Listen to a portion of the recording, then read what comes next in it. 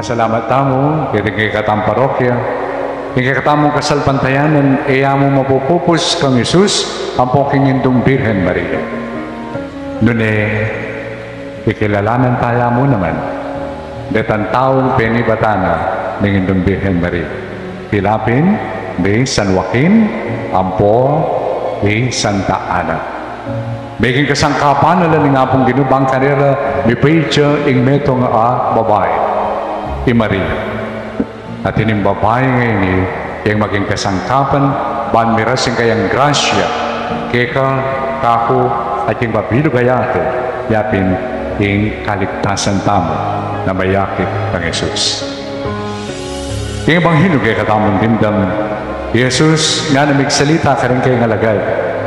Di kayo na kapalad Diyo, kasi rin ba tayo manakit lang. Dem balugbugyo makaramdam lang. Kering aliwa may pagkalubyan. Nano po kayang buri na sabihan nini na manakit lareng matan. Matada, makaramdam lareng balugbog. Buri na sabihan nini, akakit de, tinggalo na ning apong ka. Daramdaman da, impangimot na ning apong ka. At kapamilatanan iti, makisan metong da, tinggagawa na ning apong ka. Ating alimbawa, darin taong makanyan, ilapin po rin kaganakan tamo, ganiting kaurasan. Santa Ana, Ambopa, San Joaquin.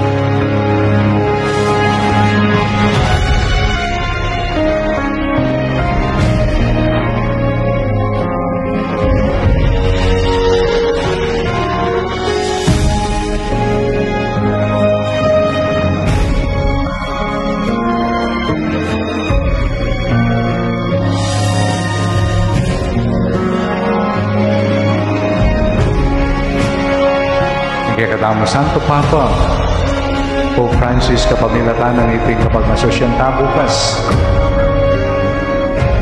World Day of God Parents and the Earth. E mula gawin alam ulagayng din, uli maging kasangkapan ka, ikasalkan yan. Kalupara mo, di San Joaquin, ampo, di Santa Ana.